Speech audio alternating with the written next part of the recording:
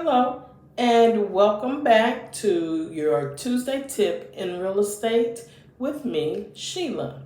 Listen, over the last few months, I've noticed that there have been quite a few changes in the real estate market and in the real estate industry. And that is leaving first time home buyers or even move up buyers, people that have bought before but it was a long time ago, um, unclear as to the process of purchasing a home.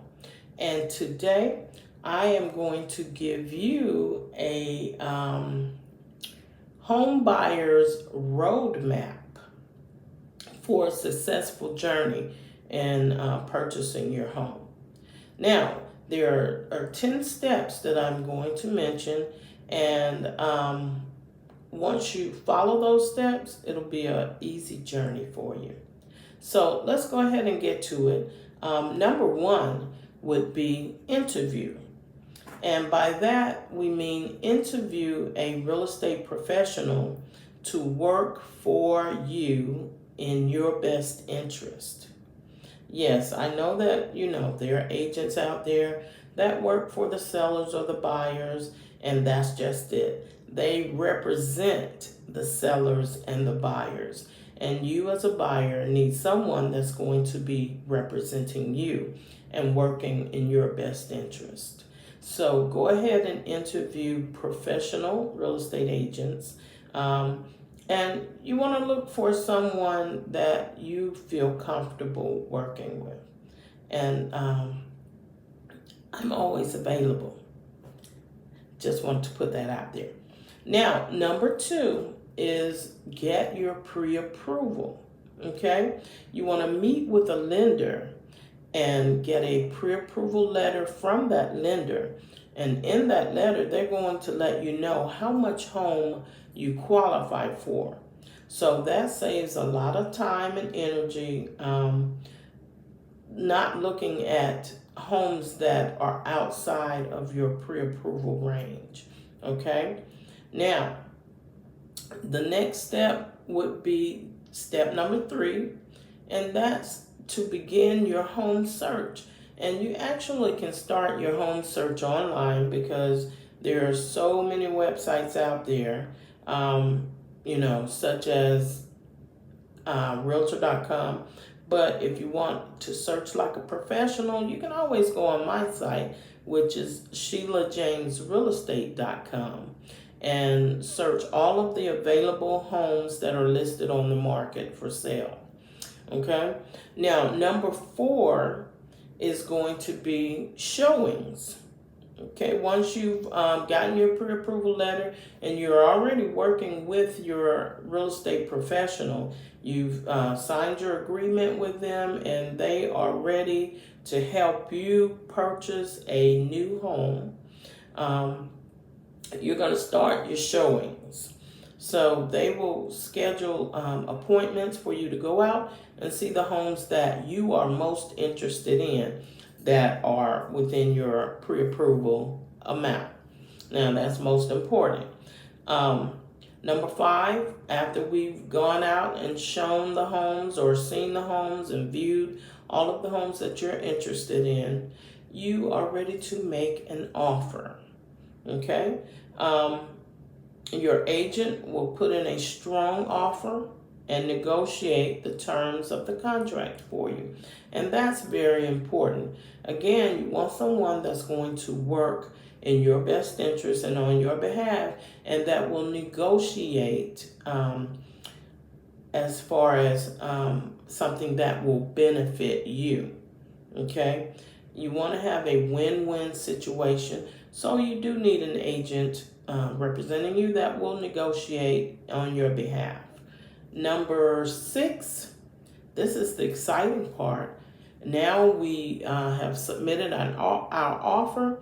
We are now under contract. Yay! Okay. Now, once you go under contract, this is where you're going to deposit your earnest money. And we discussed earnest money in one of the previous segments. But just to note, earnest money is your good faith deposit. And that's money that you would put down up front to let the seller know that you are serious about purchasing their home, and for them to take the house off the market, because when it becomes under contract, it's no longer active on the market. So that kind of eliminates some buyers from seeing the property. So you put down this good faith money, which is called your earnest money. It's held by the brokerage or the closing attorney. You all can negotiate that, and it's attributed, or it's considered during your closing period for the money that you are due to bring to closing. Okay? Now, also, when you go into contract, you have a due diligence period, and that period is a time frame. It usually ranges from about 5 to 10 days, depending on the market. We just came out of a market where the due diligence days were null and void in most cases, because there was such a competitive market. But we've relaxed a little bit, and sellers are willing to agree to due diligence days in the contract.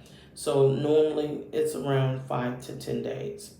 Okay, now during that due diligence period, that's your time to ride the neighborhood at different times of the day and night to see if it's truly a neighborhood where you want to be. You can go online and search to see if there are any type of predators living in the community. That's important to some people. And then you can also check with the police stations in the areas, the precincts in the areas, to check the crime rate. So due diligence is very important. That's where you do a lot of your homework on the home and the area. Okay. Now, number 7, once we've gotten under contract, the next big thing is to get a home inspection. And your home inspection is usually due during your due diligence period also. Okay, you schedule your inspection, you negotiate any repairs or requests that you feel are important that the inspector brings out in the report. Any issues, that's for your agent and the listing agent, or you and the seller, to negotiate. So not all items on an inspection will be addressed or taken care of by the seller. That's why it's called a negotiation. Okay, they're going to do what they feel is not important, but the best thing for them, and you're going to request what you feel is the best thing for you. Okay, so that's during an inspection, and I do recommend that everyone get an inspection on the home that you're purchasing, and that's going to just enlighten you on the condition of the home. Okay, so that will help you also in your purchase decision. Okay, now after the inspection, we are you're working with the lender to finalize your financing. Okay, the lender will order an appraisal, and an appraisal is different from an inspection, where the inspector is looking at the condition of the home, an appraiser is inspecting it or looking at it for value to make sure that the home is worth what you're offering to buy it for. Okay, so an inspection is voluntary, so you can do it if you want to. If you don't have to have an inspection done, but I always recommend inspections. And an appraisal is mandatory if you're financing your home through a lender. Okay, so number 8 again is financing. The appraisal is ordered by the lender, and it's up you obtain your homeowner's insurance during that period too. That's up to you. The lender allows you to choose whatever homeowner insurance company you want to go with. And number 9, the last steps, you receive a clear to close. Yay! Clear to close. That's what we're looking for from the lender and the underwriter. The underwriter gives the clear to close, and you perform your final walkthrough before closing. And then we get to number 10. And number 10 is the closing. That is the most exciting part, okay? Now, the closing is where you're going to go and sign all of your documents, transferring the ownership of the home from the current seller to yourself, and you become the owner of that property. Yay! And congratulations are in order at that time. So we look forward to working with you. If you want to have someone to help you buy your first home, or you're a move-up buyer and you want to purchase your second, third, fourth home, here at the Sheila James Real Estate Team, we are always happy and available to help you with that.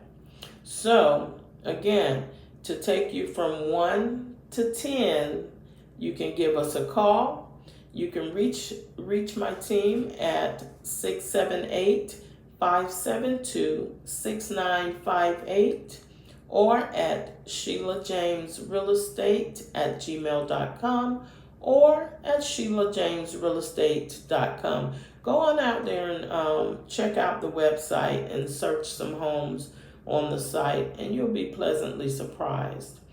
And if you like this informational session, please go ahead and like and subscribe to my YouTube channel.